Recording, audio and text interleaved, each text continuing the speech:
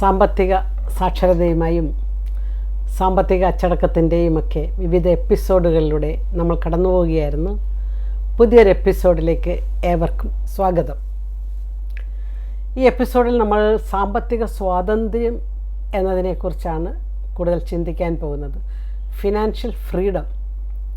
നമുക്കറിയാം, സമ്പത്ത് മനുഷ്യൻ്റെ ഒരു ഭാഗ്യവും അതോടൊപ്പം തന്നെ അസ്വസ്ഥതയുടെയും തലമാണ്.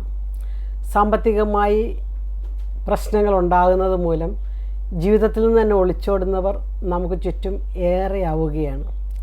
ഈ നാളുകളിൽ ഒറ്റയ്ക്കും കൂട്ടമായും ആത്മഹത്യ ചെയ്ത അനേകം പേരുടെ ജീവിതാനുഭവങ്ങൾ നമ്മൾ വായിക്കുമ്പോൾ സാമ്പത്തികമെന്ന കാരണത്താൽ തന്നെ ജീവിതത്തിൽ നിന്ന് ഒളിച്ചോടുന്നവരെക്കുറിച്ച് നമ്മൾ മനസ്സിലാക്കുമ്പോൾ പലപ്പോഴും നമ്മുടെ ഹൃദയം, നമ്മുടെ മനസ്സ്, നമ്മുടെ വികാരങ്ങൾ, നമ്മുടെ ചിന്തകൾ, അവരെക്കുറിച്ചുള്ള ചിന്തകളെല്ലാം അസ്വസ്ഥമാവുകയാണ്. അതുകൊണ്ട് തന്നെ ജീവിതത്തിൽ സാമ്പത്തികമായി ഒരു സുസ്ഥിതി ഉണ്ടാകേണ്ടത് ഏവരുടെയും സാമ്പത്തിക ആരോഗ്യത്തിനും മാനസിക സുസ്ഥിതിക്കും അത്യാവശ്യമാണ്. ഈ എപ്പിസോഡിൽ നമ്മൾ ചിന്തിക്കാൻ പോകുന്നത് സാമ്പത്തിക സ്വാതന്ത്ര്യം നേടാൻ വേണ്ടിയുള്ള 5 ശീലങ്ങളെക്കുറിച്ചാണ്. പഞ്ചശീലങ്ങൾ എന്ന് പറയും. അതായത് നല്ല ശീലങ്ങൾ നമ്മുടെ ജീവിതത്തെ മനോഹരമാക്കുന്നു. സാമ്പത്തിക സ്വാതന്ത്ര്യത്തിലേക്കുള്ള പഞ്ചശീലങ്ങൾ എന്നാണ് ഞാൻ ഈ എപ്പിസോഡിന് പേരിട്ടിരിക്കുന്നത്. എപ്രകാരം ഒരു വ്യക്തിക്ക് മനസ്സ് സ്വസ്ഥമായി ശാന്തമായി, പ്രത്യേകിച്ച് സാമ്പത്തിക മേഖലകളിൽ സമാധാനപരമായി ജീവിതത്തെ മുന്നോട്ട് കൊണ്ടുപോകാൻ സാധിക്കും, അതിന് സഹായകമായ പഞ്ചശീലങ്ങൾ, 5 ആറ്റിറ്റ്യൂഡ്സ് അല്ലെങ്കിൽ മനോഭാവങ്ങൾ, 5 രീതികൾ, അതേക്കുറിച്ചാണ് നമ്മൾ ചിന്തിക്കാൻ പോകുന്നത്. ഒന്നാമത്തത് ഒരു ഏണിംഗ് ഹാബിറ്റാണ്. പണം സൃഷ്ടിക്കേണ്ടതാണെന്ന് നമ്മൾ പല എപ്പിസോഡിലും കണ്ടു. നമ്മളാണത് സൃഷ്ടിച്ചെടുക്കേണ്ടതെന്നും കണ്ടു. എപ്രകാരം പണം സൃഷ്ടിക്കാൻ സാധിക്കും, ഏത് പ്രായത്തിൽ ഒരാൾ പണം സൃഷ്ടിക്കാൻ തുടങ്ങണം. ഞാൻ പറയും, കുഞ്ഞുനാളിൽ തുടങ്ങി തന്നെ നമുക്ക് കിട്ടുന്ന ഒരു പക്ഷേ ഓരോരുത്തർ കിട്ടുന്ന സമ്മാനങ്ങൾ, ബർത്ത്ഡേക്ക് കിട്ടുന്നതോ അല്ലെങ്കിൽ ആരെങ്കിലും നമുക്ക് ടോയ്സ് മേടിച്ചുകൊള്ളും, കളിപ്പാട്ടം മേടിച്ചുകൊള്ളും എന്നൊക്കെ പറഞ്ഞ് തരുന്ന സമ്മാനങ്ങൾ കിട്ടുന്ന കാലം മുതൽ പണത്തെ സ്വന്തമാക്കാനും അത് വലുതാക്കാനും അത് ഉപയോഗിക്കാനുമുള്ളൊരു മാനസികമായ വളർച്ച കുഞ്ഞുനാളിൽ തന്നെ നമ്മൾ വളർത്തിയെടുക്കണമെന്ന് പറയും.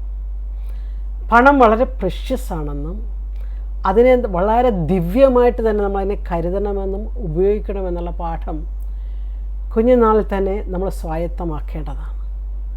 പല കുട്ടികളും വളർന്ന് വലുതായി 10-15 വയസ്സാകുമ്പോൾ തന്നെ പണമുണ്ടാക്കാനുള്ള ചിന്തകളിലേക്ക് വരുന്നുണ്ട്.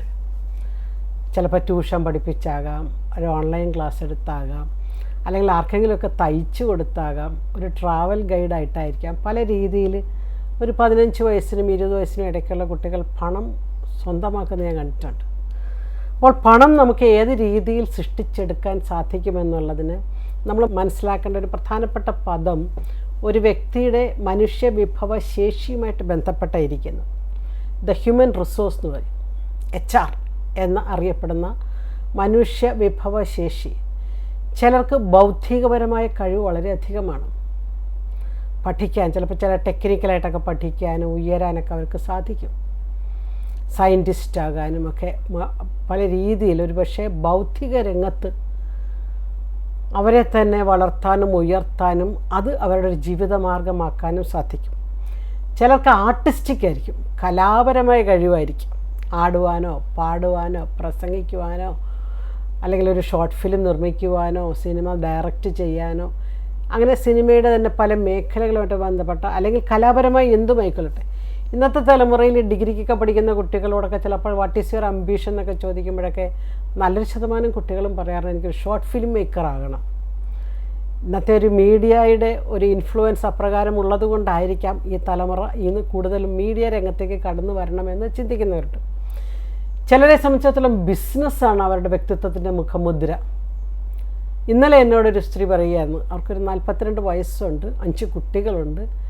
കുട്ടികൾ സ്കൂൾ ഏജിലേക്ക് കടക്കുന്നു. മെക്കാനിക്കൽ എഞ്ചിനീയറിംഗ് പഠിച്ച ആളാണ്, ബിടെക് പഠിച്ച ആളാണ്.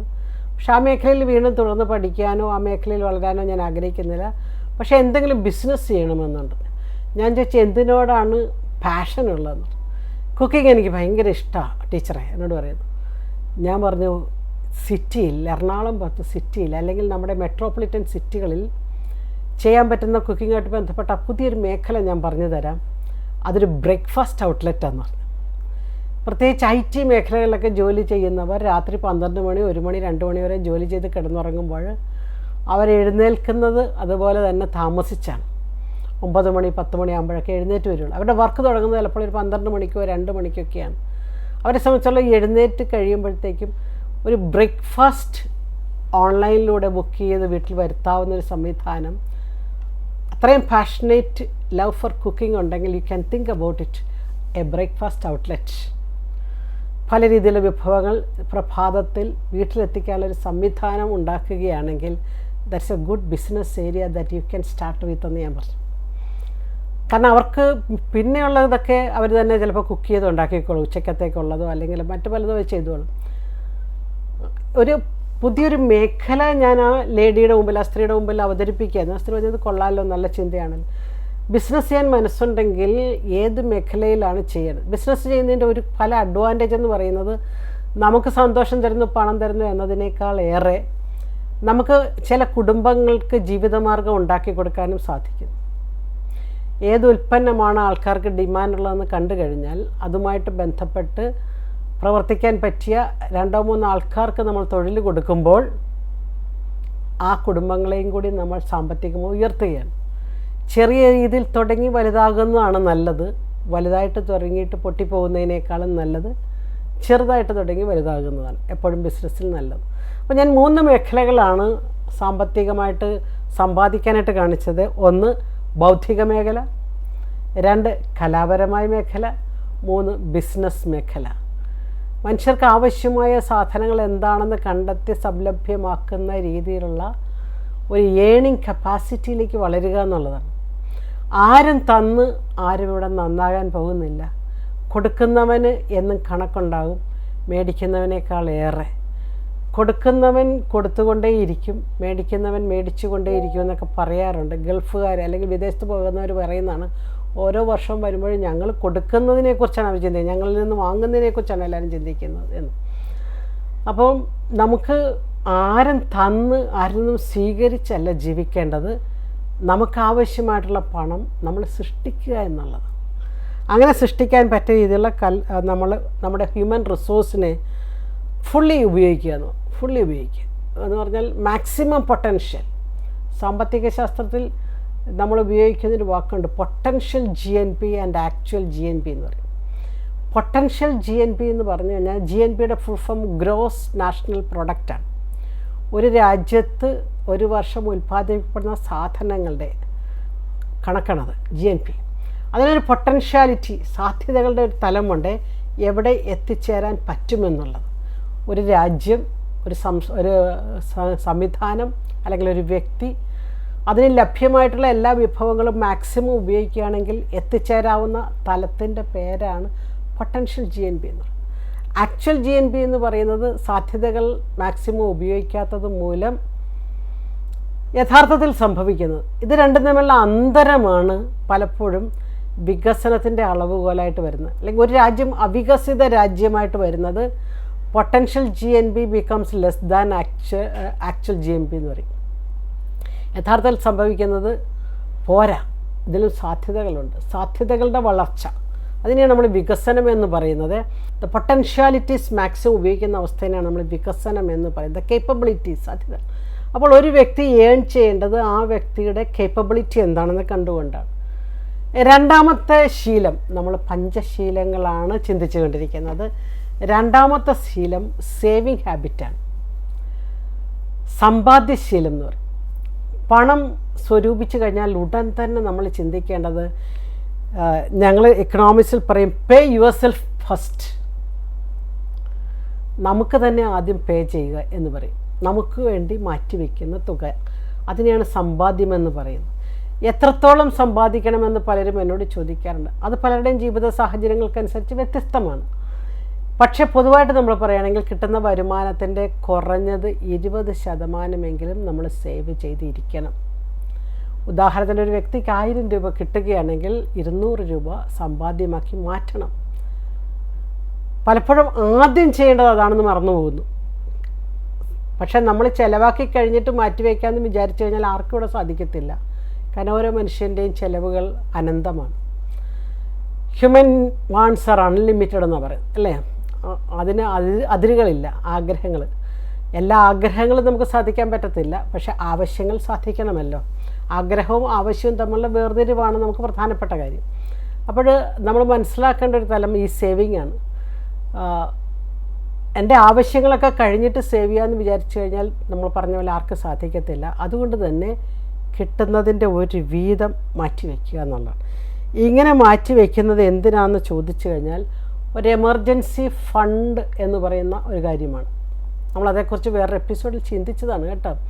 അടുത്ത 6 മാസത്തേക്ക് എനിക്ക് പണിയില്ലാതായാൽ എനിക്ക് ജീവിക്കണം. 6 മാസത്തേക്ക് ജീവിക്കാൻ ആവശ്യമായ തുകയുടെ പേരാണ് കുറഞ്ഞത് എമർജൻസി ഫണ്ട് എന്ന് പറയുന്നത്, അടിയന്തര ഫണ്ട്. ഇതെല്ലാവരുടെയും കൈവശം ഉണ്ടാകണമെന്നുള്ളതാണ് പ്രധാനപ്പെട്ടത്. രാഷ്ട്രങ്ങൾക്കുമൊക്കെ വളരെ പ്രധാനപ്പെട്ടതാണ് ഈ ചിന്ത. പബ്ലിക് ഫിനാൻസിലും പ്രൈവറ്റ് ഫിനാൻസിലും പ്രധാനപ്പെട്ടാണ് ഈ ചിന്ത ഒരു എമർജൻസി വന്നു കഴിഞ്ഞാൽ. അതുകൊണ്ടൊക്കെ തന്നെയാണ് നമ്മുടെ ഗവൺമെൻറ്റൊക്കെ നോട്ട് അടിച്ചിറക്കുമ്പോൾ കുറച്ച് ഭാഗം മിനിമം റിസർവ് സിസ്റ്റം എന്ന് പറയുന്ന സിസ്റ്റം ഉണ്ട്. കുറച്ച് ഗോൾഡായിട്ടും കുറച്ച് ഫോറിൻ കറൻസി ആയിട്ടും മാറ്റി വയ്ക്കുന്നുണ്ട്. അതൊരു എമർജൻസിയാണ്. At any time it can be converted into cash എന്നുള്ള മറ്റൊരു എമർജൻസി ഫണ്ടാണ്. നമ്മുടെ റിസർവ് ബാങ്ക് ഓഫ് ഇന്ത്യയുടെ റൂളാണ് ഞാൻ പറഞ്ഞത്. നമുക്ക് വീണ്ടും പേഴ്സണൽ ഫിനാൻസിലേക്ക് വരാം. നമ്മൾ ചിന്തിച്ചുകൊണ്ടിരിക്കുന്ന പബ്ലിക് ഫിനാൻസ് അല്ല, പ്രൈവറ്റ് ഫിനാൻസാണ്. അതുകൊണ്ട് നമുക്ക് വീണ്ടും സ്വകാര്യ ഫിനാൻസിലേക്ക് തിരിച്ചു വരാം. അപ്പം നമ്മളൊരു എമൗണ്ട് മാറ്റി വെക്കണമെന്നുള്ളതാണ് മസ്റ്റ്. പഞ്ചശീലങ്ങളിലെ രണ്ടാമത്തെ പ്രധാനപ്പെട്ട ശീലമായിട്ടാണ് ഞാനിത് പറയുന്നത്. പല രീതിയിലാകാം. ഒരു റിക്കറിങ് ഡെപ്പോസിറ്റ് തുടങ്ങാം. റിക്കറിങ് ഡെപ്പോസിറ്റ് എന്ന് പറഞ്ഞു കഴിഞ്ഞാൽ എല്ലാ മാസവും ഒരു നിശ്ചിത തുക ഞാനിടുന്നു. നമ്മുടെ നാടൻ ഭാഷയിൽ ചിട്ടി കൂടുക, ചിട്ടി ചേരുക, അല്ലെങ്കിൽ അങ്ങനെയൊക്കെ പറയുന്നതും ഈ ഒരു സംവിധാനത്തിൻ്റെ ഭാഗമാണ്. എന്തെങ്കിലും ഒരു അത്യാവശ്യം വരുമ്പോൾ ലേലത്തിലോ അല്ലെ പിടിക്കാനാണ് നറുക്കിട്ടോ ഒക്കെ കിട്ടാൻ വേണ്ടിയാണല്ലോ ചിട്ടി ചേരുന്നത്. അപ്പോൾ അങ്ങനെ സമ്പാദ്യത്തിൻ്റെ ഒരു മേഖല മാറ്റിവെക്കുക എന്നുള്ളതാണ്. മൂന്നാമത്തെ പഞ്ചശീലം, സാമ്പത്തിക സ്വാതന്ത്ര്യത്തിലേക്കുള്ള പഞ്ചശീലങ്ങളിൽ മൂന്നാമത്തെ സ്ഥലം സ്പെൻഡിങ് ഹാബിറ്റാണ്. ചിലവാക്കുന്ന സ്വഭാവം. അതിന് ഹാബിറ്റ് എന്നുള്ള വാക്കുപയോഗിച്ച് ഞാൻ പറയുന്നത് ശീലമാക്കാൻ വേണ്ടിയാണ്. ശീലങ്ങളാണ് നമുക്ക് സംസ്കാരത്തെ സൃഷ്ടിക്കുന്നത്. അപ്പോൾ നമ്മൾ ശീലങ്ങൾ ഉണ്ടാക്കുക എന്നുള്ളതാണ് സ്പെൻഡിങ് ഹാബിറ്റ്. ചിലവാക്കുന്നത് നമ്മളത് ആലോചിക്കണം. നമ്മൾ ഒരു 20 രൂപ മാറ്റിവെക്കുന്നതിനെക്കുറിച്ച് പറഞ്ഞ് ഇനി 80 ഉള്ളൂ. അതിൽ നിന്ന് നമുക്ക് കുറച്ച് ചിലവാക്കേണ്ടത് ഒരു 40 അല്ല മാക്സിമം 50 പാടുള്ളൂ. ബാക്കിയൊക്കെ ഇനിയും ആവശ്യങ്ങളുണ്ട് പറയാൻ ഞാൻ. നമ്മൾ ഓർക്കണം, ഇത് ചിലവാക്കുന്നതിന് എക്സ്പെൻഡിച്ചർ എന്ന് പറയും. When expenditure is greater than revenue ആണ് നമ്മൾ ഡെഫിസിറ്റ് എന്ന് വിളിക്കണം, അല്ലേ?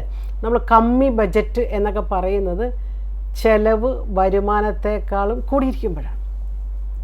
അപ്പോൾ ചെലവും വരുമാനവും ബാലൻസ്ഡായിട്ട് സമമായിട്ട് വരുവാണെങ്കിൽ നമ്മൾ അതിനെ ബാലൻസ്ഡ് ബജറ്റ് എന്ന് വിളിക്കും. ചെലവ് വരുമാനത്തെക്കാളും കുറവാണെങ്കിൽ അല്ലേ നമ്മളതിനെ സർപ്ലസ് ബജറ്റ് എന്ന് വിളിക്കും. സർപ്ലസ് ബജറ്റിലേക്ക് പോകാൻ ഒരു പക്ഷേ എല്ലാവർക്കും തന്നെ സാധിച്ചെന്നിരിക്കത്തില്ല. പക്ഷെ ഒരു ബാലൻസ്ഡ് ബജറ്റ് കീപ്പ് ചെയ്യാനുള്ള മാർഗ്ഗങ്ങളാണ് സാമ്പത്തിക സ്വാതന്ത്ര്യത്തിൽ നമ്മൾ പഠിക്കുന്നത്. അതായത് നമുക്ക് ആവശ്യമായിട്ടുള്ളൊരു എക്സ്പെൻസ്, ഡെയിലി എക്സ്പെൻസസ് ഉണ്ട്, മന്ത്ലി എക്സ്പെൻസസ് ഉണ്ട്, ഇയർലി എക്സ്പെൻസ് ഉണ്ട്. അതായത് എല്ലാ ദിവസവും വേണ്ടത്. ഒരു പക്ഷേ എന്നും യാത്ര ചെയ്യുന്ന ഒരാളാണെങ്കിൽ യാത്രാക്കൂലി എല്ലാ ദിവസവും വേണ്ടതാണ്.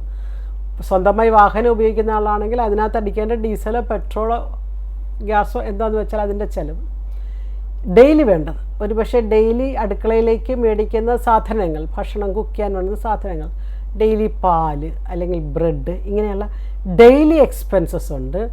മന്ത്ലി എക്സ്പെൻസസ് ഉണ്ട്. ചിലപ്പോൾ കുട്ടികളുടെ ഫീസാകാം, അല്ലേ? ഒരു പക്ഷേ കറണ്ട് ചാർജോ വെള്ളത്തിൻ്റെ ചാർജോ ഗ്യാസിൻ്റെ ചാർജോ അങ്ങനെയൊക്കെ ആകാം മന്ത്ലി. അല്ലെങ്കിൽ 2 മാസത്തിലൊരിക്കൽ വരുന്ന കറണ്ട് ബില്ലുകളൊക്കെ. ഇങ്ങനെ റെക്കറിങ് ആയിട്ടുള്ള നമ്മുടെ ചിലവുകളെക്കുറിച്ചുള്ളൊരു ബോധ്യം നമുക്ക് വേണം. അപ്പം നമുക്ക് എല്ലാവർക്കും അറിയാൻ പറ്റും, ഇന്ന മാസം ഇത് കറണ്ട് ചാർജ് അടയ്ക്കേണ്ട മാസമാണ്, ഇത് അല്ലെങ്കിൽ ഗ്യാസ് ഫില്ലാക്കേണ്ട മാസമാണ്, വെള്ളത്തിൻ്റെ കരമടയ്ക്കേണ്ട അല്ലെങ്കിൽ മാസമാണ്. ഇതിന് ചില ഇയർലി എക്സ്പെൻസുകളുണ്ട്. ഒരു പക്ഷേ നമ്മുടെ വീടിൻ്റെ കാര്യമോ വസ്തുവിൻ്റെ കാര്യമോ അല്ലെങ്കിൽ നമ്മൾ വല്ല ഇൻഷുറൻസ് പ്രീമിയം ഒക്കെ അടയ്ക്കാനുണ്ടെങ്കിൽ, വണ്ടിയുടെ ഇൻഷുറൻസ് ആകാം, നമ്മുടെ സ്ഥലത്തിൻ്റെ പ്രോപ്പർട്ടിയുടെ ഒക്കെ ആകാം, ഇയർലി എക്സ്പെൻസ് എന്ന് പറയും. അങ്ങനെയുള്ള ചിലതുണ്ടാകാം. പിന്നെ ചിലപ്പോൾ എല്ലാ മാസവും കൊടുക്കേണ്ട റെൻ്റായിരിക്കാം, വാടക. നമുക്കറിയാം കൃത്യം ഇത്രാം തീയതിക്കുള്ളിൽ റെൻറ്റ് കൊടുക്കണം, നമുക്കറിയാം അതൊരു മാസ ചിലവാണ്. ഇങ്ങനെ ഒരാളുടെ ചിലവിനെ നമ്മൾ ശരിക്കും മനസ്സിലാക്കിയെടുക്കുക എന്നുള്ളതാണ്. അവനവൻ്റെ ചിലവുകളെക്കുറിച്ച് അവനവൻ ബോധവാന്മാരായില്ലെങ്കിൽ സാമ്പത്തിക സ്വാതന്ത്ര്യം എന്നുള്ളത് വെറും മരീചികയായിട്ട് മാത്രം നിൽക്കുകയാണ്. അപ്പോൾ സ്പെൻഡിങ് ഹാബിറ്റ്സ് വളരെ പ്രധാനപ്പെട്ടതാണ്. ഇവിടെയാണ് നമ്മുടെ ആവശ്യങ്ങൾ, ആഗ്രഹങ്ങൾ, അത്യാഗ്രഹങ്ങൾ, അനാവശ്യങ്ങളൊക്കെ നമ്മൾ വേർതിരിച്ച് അറിയേണ്ടത്. ജീവിതം സന്തോഷിക്കാനുള്ളതാണ്. അപ്പോൾ അവിടെ ചിലപ്പോൾ ഒരു ലെഷറിനുള്ള ചിലവുണ്ടാകും, വിനോദത്തിന് വേണ്ടിയുള്ളൊരു ചിലവാണ്, റിക്രിയേഷന് വേണ്ടിയുള്ള ചിലവാണ്, യാത്രകൾ, കുടുംബങ്ങൾ ഒന്നിച്ചെന്നുള്ള യാത്രകൾക്കുള്ള ചിലവുണ്ടാകാം. ഇതെല്ലാം നമ്മൾ മുൻകൂട്ടി കാണുക, പ്ലാൻ ചെയ്യുക എന്നതിനാണ് നമ്മൾ ഈ സ്പെൻഡിങ് ഹാബിറ്റ്സ് എന്ന് പറയുന്നത്, അല്ലേ? എക്സ്പെൻഡിച്ചറിനെ കാണും. പലപ്പോഴും നമുക്ക് പിടുത്തം കിട്ടാത്തൊരു മേഖല ഇതാണ്. പലരും പറയാറുണ്ട് വരവ് ഉണ്ട് പക്ഷേ ചിലവ് അതിനേക്കാൾ അധികമാണ്. ഇത് രണ്ടും കൂടി കൂട്ടിമുട്ടാൻ പറ്റാത്തത് കൊണ്ട് എന്താ ചെയ്യേണ്ടതെന്ന് തന്നെ അറിയത്തില്ല, അസ്വസ്ഥതയാണ്. അതുകൊണ്ട് ഈ പഞ്ചശീലത്തിലെ ഈ 3-ാമത്തെ തലം പറ്റുമെങ്കിൽ കുടുംബാംഗങ്ങൾ ഒന്നിച്ചിരുന്ന് എഴുതുന്നത് ഇത് നല്ലതായിരിക്കും കേട്ടോ. നമ്മുടെ കുടുംബത്തിൻ്റെ ദൈനംദിന ചിലവുകൾ ഏതെല്ലാം, മന്ത്ലി എല്ലാ മാസമുള്ള ചിലവ് ഏതാണ്, വർഷമുള്ള ചിലവാണ്. പലരും പറയാറുണ്ട് ചിലവിൻ്റെ കാര്യം അല്ലെങ്കിൽ ബജറ്റൊക്കെ വീട്ടിൽ ഒന്നിച്ചിരുന്ന് ചെയ്യാൻ തുടങ്ങിയാൽ ഞങ്ങൾ തമ്മിൽ തല്ലുപിടിക്കും, വഴക്കുണ്ടാകും.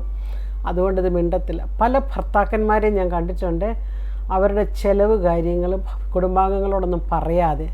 ചില അമ്മമാരെയും ഞാൻ ശ്രദ്ധിച്ചിട്ടുണ്ട് മക്കളോടൊന്നും പങ്കുവെക്കാതെ വീർപ്പുമുട്ടി നടക്കുന്ന അനേകം മനുഷ്യർ. അവസാനം കൈവിട്ട് പോകുമ്പോഴാണ് വീട്ടിലെ അംഗങ്ങൾ അറിയുന്നത് കടം കയറി നമ്മൾ ജപ്തിയിലേക്ക് നീങ്ങിക്കൊണ്ടിരിക്കുകയാണ് എന്ന്. അപ്പോൾ അത് സംഭവിക്കാതിരിക്കാൻ ഈ സ്പെൻഡിങ് മേഖല, ചിലവാക്കുന്ന മേഖല കുടുംബാംഗങ്ങളുമായിട്ടൊന്ന് സാവധാനത്തിൽ സമാധാനത്തിൽ പങ്കുവയ്ക്കുക എന്നുള്ളത്.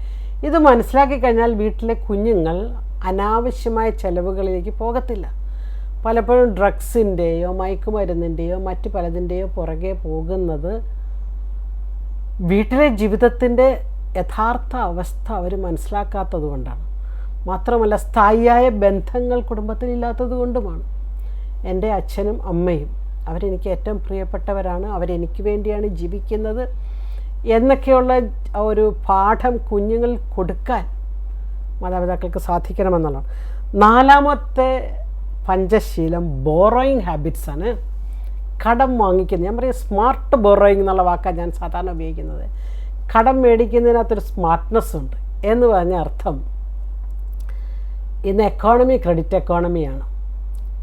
എങ്ങനെ വേണമെങ്കിലും സാധനങ്ങൾ വിറ്റഴിക്കാൻ വേണ്ടി ഏത് രീതിയിലും EMI കൊടുക്കുന്ന ഒരു സംവിധാനത്തിലേക്കാണ് ഇന്നത്തെ ബിസിനസ് ലോകം മാറിയിരിക്കുന്നത്. നമുക്കിപ്പോൾ ഒരു ബൈക്ക് വേണം അല്ലെങ്കിൽ നമുക്കൊരു ഫ്രിഡ്ജ് വേണമെന്ന് വിചാരിച്ചു കഴിഞ്ഞാൽ നമ്മൾ ചിന്തിക്കുന്നതിന് മുമ്പ് തന്നെ ഒരു പൈസ പോലും മുടക്കാതെ വീട്ടിൽ ആ സാധനം എത്തുന്ന സംവിധാനം ഇന്നിവിടെയുണ്ട്. ക്രെഡിറ്റ് കാർഡ് ഉപയോഗിക്കുകയാണെങ്കിൽ കുറച്ചുകൂടി ഡിസ്കൗണ്ട് കൊടുക്കും. സാധാരണ രീതിയിൽ ക്രെഡിറ്റ് കാർഡൊക്കെ ഉപയോഗിക്കുമ്പോൾ അങ്ങനെ സംഭവിക്കാൻ പാടില്ല, പലിശ സഹിതം. പക്ഷെ അതും മറികടന്നുകൊണ്ട് വീട്ടിൽ സാധനം എത്തിക്കുന്ന 6 മാസം കൊണ്ടോ 12 മാസം കൊണ്ടോ അടച്ചു തീർത്താൽ മതി എന്നൊക്കെ പറയും. അപ്പോൾ സാധനങ്ങൾ സംലഭ്യമാണ്, അത് വാങ്ങിക്കാനുള്ള സംവിധാനങ്ങളുമുണ്ട് എന്ന് വെച്ചതുകൊണ്ട് കടം മേടിക്കണമെന്ന് നിർബന്ധമില്ല. കടം വാങ്ങരുത് എന്ന് നമുക്ക് പറയാൻ പറ്റത്തില്ല. കാരണം പല കാര്യങ്ങളും നടക്കുന്നത് ഒരു ക്രെഡിറ്റ് എക്കോണമിയിൽ തന്നെയാണ്. ഇപ്പോൾ ഒരാളൊരു വീട് പണിയുന്നുണ്ടെങ്കിൽ ഹൗസിംഗ് ലോൺ എടുക്കുന്നു, ഒരാളൊരു വാഹനം മേടിക്കുന്നുണ്ടെങ്കിൽ വെഹിക്കിൾ ലോൺ എടുക്കുന്നു, മക്കളെ ഉന്നത വിദ്യാഭ്യാസത്തിന് വിടുമ്പോൾ എഡ്യൂക്കേഷൻ ലോൺ എടുക്കുന്നു. ഇതൊന്നും തെറ്റല്ല, ഇതൊക്കെ ആവശ്യത്തിൽപ്പെട്ടതാണ്. പക്ഷേ ഇവിടെ ഒരു സ്മാർട്ട്നെസ് ആവശ്യമാണ്. ഞാൻ പ്രൂഡൻറ്റ് ബോറോയിങ് എന്ന് പറയും. അതായത് വളരെ വിവേകത്തോടുകൂടി മാത്രമേ നമ്മൾ കടം വാങ്ങിക്കാവുള്ളൂ. കടം വാങ്ങിക്കുമ്പോൾ ഓർത്തുകൊള്ളുക, എനിക്ക് അടുത്ത 5 കൊല്ലം കൊണ്ട് അല്ലെ 10 കൊല്ലം കൊണ്ട് ഇത് അടച്ചു തീർക്കാനുള്ള സാധ്യതകളുണ്ടോ? ഇതിങ്ങനെ അടച്ചു തീർത്ത് കഴിയുമ്പോൾ പലിശ സഹിതം എത്രയാകും? ഇതിപ്പോൾ എനിക്ക് അത്യാവശ്യമുള്ള വസ്തുവാണോ? ഇങ്ങനെയെല്ലാം ചിന്തിക്കും. ഒരു പക്ഷേ വാടകയ്ക്ക് താമസിക്കുന്ന വാടകയോടൊപ്പം തന്നെ നമ്മൾ വിദേശത്തൊക്കെ പോകണവരെ ശ്രദ്ധിച്ചിട്ടില്ലേ, അവർ ചെന്ന് 6 മാസത്തിനൊക്കെ ഒരു വീട് വാങ്ങും. കാരണം അവർ പറയുന്നത് വാടകയ്ക്ക് താമസിക്കുന്ന വാടകയോടൊപ്പം ഒരല്പം കൂടി പൈസ കൂട്ടി അടച്ചു കഴിഞ്ഞാൽ EMI ആകും. അപ്പോൾ അതുകൊണ്ട് മേടിക്കുന്നതാണ് നല്ലത്. അപ്പോൾ അവരൊരു ചെറിയ വീട് മേടിക്കും. ആദ്യം ഒരു സെറ്റപ്പ്. നിങ്ങൾ UK-ലേക്കോ USA-ലേക്കോ ഒക്കെ കുടിയേറുന്നവരെ ശ്രദ്ധിച്ചു കഴിഞ്ഞാൽ അറിയാൻ പറ്റും.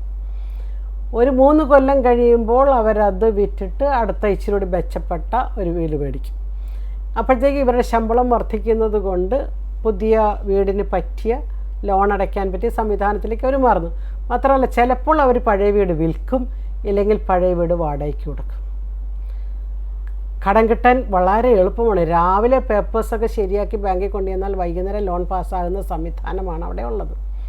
അതുകൊണ്ട് ബോറോയിങ് ഹാബിറ്റ്സ് എന്നുള്ളതാണ്. പക്ഷേ ഇവിടെ നമ്മളൊരു ക്രെഡിറ്റ് ഒബ്ലിഗേഷൻ എന്നുള്ള വാക്കാണ് ഞാൻ ഉപയോഗിക്കുന്നത്. ഏതൊരു കടവും ബാധ്യതയാണ്, ഒരു ഒബ്ലിഗേഷനാണ്, ഒരു കടപ്പാടാണ്. അതുകൊണ്ട് ലെസ് റിലയൻസ് ഓൺ ക്രെഡിറ്റാണ്. കുറച്ച് മതി, കുറച്ച് അതിന്മേൽ ബന്ധപ്പെട്ടാൽ മതി. ഇവിടെയാണ് നമ്മുടെ സിബിൽ സ്കോർ എന്നുള്ളൊരു വാക്ക് വരുന്നത്. സിബിൽ സ്കോർ കടമെടുക്കാനുള്ള നിങ്ങളുടെ എന്താണ് വ്യാപ്തിയെ സൂചിപ്പിക്കുന്ന ഒരു ഇൻഡെക്സാണ്, ഒരു സൂചികയാണ് സിബിൽ സ്കോർ. ഒരാളുടെ സിബിൽ സ്കോർ എന്ന് പറയുന്നത് അയാളുടെ ക്രെഡിറ്റ് ട്രാൻസാക്ഷൻസും അയാളുടെ മണി ട്രാൻസാക്ഷൻസിൻ്റെയും ക്രെഡിബിലിറ്റി ആയിട്ട് ബന്ധപ്പെട്ടതാണ്. അപ്പോൾ നമ്മുടെ ക്രെഡിറ്റ് സ്കോർ ഇടയ്ക്കിടയ്ക്ക് പരിശോധിക്കുന്നത് നല്ലതാണ്. എങ്ങനെ ക്രെഡിറ്റ് സ്കോർ നല്ലതാകുന്നത്? നമ്മൾ കടമെടുത്തിട്ട് മാന്യമായിട്ട് വീട്ടുന്നുണ്ടെങ്കിൽ ക്രെഡിറ്റ് സ്കോർ നന്നായിട്ട് നിൽക്കും. 5ാമത്തെ പഞ്ചശീലം കൂടി പറഞ്ഞിട്ടാണ് നമുക്ക് എപ്പിസോഡ് അവസാനിപ്പിക്കാൻ പറ്റുള്ളൂ. അത് ഇൻവെസ്റ്റിംഗ് ഹാബിറ്റ്സ് ആണ്. ഇൻവെസ്റ്റിംഗ് മീൻസ് നിക്ഷേപം. സമ്പാദ്യവും നിക്ഷേപവും രണ്ടും രണ്ടാണ് കേട്ടോ. സമ്പാദ്യം നമുക്ക് ആവശ്യമായുള്ള കുറച്ച് പൈസ മാറ്റി വയ്ക്കുന്നതിനെക്കുറിച്ച്, എമർജൻസി ഫണ്ടിനെക്കുറിച്ചാണ് ഞാൻ പറഞ്ഞത്. നിക്ഷേപം എന്ന് പറയുന്നത് പ്രൊഡക്റ്റീവായിട്ടുള്ള വസ്തുക്കളിലേക്ക് നമ്മളുടെ പണത്തെ മാറ്റുന്നതാണ്. ഒരുപക്ഷെ ഒരു വീടാകാം, ഗോൾഡാകാം, സെക്യൂരിറ്റീസ് ആകാം, മ്യൂച്വൽ ഫണ്ട്സ് ആകാം, ഷെയർ ആകാം, പല രീതിയിലുള്ള നിക്ഷേപങ്ങൾ. നമ്മുടെ പണം തന്നെ നമുക്ക് വേണ്ടി പണിയെടുക്കുന്ന രീതിയിലുള്ള നിക്ഷേപങ്ങൾ.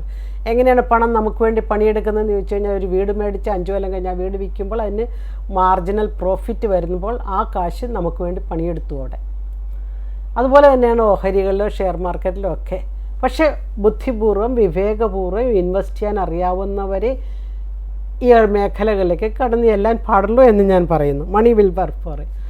നമുക്കത് സോഷ്യൽ സെക്യൂരിറ്റിയാണത്, ഒരു സാമൂഹ്യ സുരക്ഷിതത്വം നൽകുന്നതാണ് ഇൻവെസ്റ്റിംഗ്. അപ്പോൾ ഇൻവെസ്റ്റ്മെൻറ്റിലേക്കും കൂടി നമ്മൾ ചിന്തിക്കണം. കാരണം എനിക്ക് അടുത്ത 20 കൊല്ലം കഴിയുമ്പോൾ ഒരു പക്ഷേ പണിയെടുക്കാൻ പറ്റാതാകുന്ന ഒരവസ്ഥയിലേക്ക് വരുമ്പോൾ, എനിക്കിപ്പോൾ 50 വയസ്സാണെങ്കിൽ 30 വയസ്സുണ്ടെങ്കിൽ അടുത്ത 30 കൊല്ലമായിരിക്കും പണിയെടുക്കും. പിന്നെയും എനിക്ക് വരുമാനം ഉണ്ടായിക്കൊണ്ടിരിക്കണം. കാരണം വാർദ്ധക്യത്തിൽ ചിലവേറെയും വരുമാനം കുറവുമാണ്. അപ്പോൾ പിന്നെയും എനിക്ക് വരുമാനം ഉണ്ടാകാൻ വേണ്ടിയുള്ളതിനെയാണ് നിക്ഷേപം എന്ന് വിളിക്കുന്നത്. അപ്പോൾ ഈ 5 ശീലങ്ങൾ, സാമ്പത്തിക സ്വാതന്ത്ര്യത്തിലേക്കുള്ള പഞ്ചശീലങ്ങൾ: അധ്വാനത്തിൻ്റെ ശീലം, സമ്പാദ്യത്തിൻ്റെ ശീലം, ചെലവാക്കുന്നതിൻ്റെ മനോഹാരിത, കടം വാങ്ങിക്കുന്നതിൻ്റെ വിവേകം, ഭാവിയിലേക്ക് നിക്ഷേപിക്കുന്നതിൻ്റെ അനുഭവത്തിൻ്റെ കരുത്ത്. ഈ 5 ശീലങ്ങൾ സ്വായത്തമാക്കിയാൽ സാമ്പത്തിക സ്വാതന്ത്ര്യം നമ്മുടെ കൈപ്പിടിയിൽ വരും. ഇത് ശ്രവിക്കുന്ന എല്ലാവരും സാമ്പത്തിക സ്വാതന്ത്ര്യത്തിലേക്ക് വളരട്ടെ എന്ന് ആശംസിച്ചുകൊണ്ട് ഈ എപ്പിസോഡ് വൈൻഡപ്പ് ചെയ്യുന്നു. നന്ദി.